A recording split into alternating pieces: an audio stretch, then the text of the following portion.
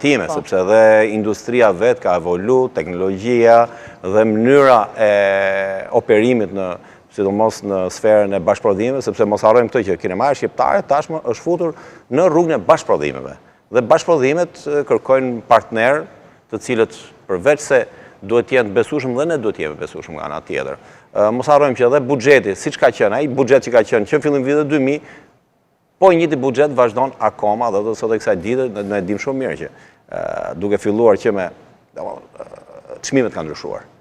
Pra kemi një ndryshim të trajektores çmimeve që automatikisht bën që edhe çmimet e prodhimit një filmi rriten. Natyrisht që ka edhe një zëra që thonë rriten kostot, rritet edhe nevoja për një buxhet.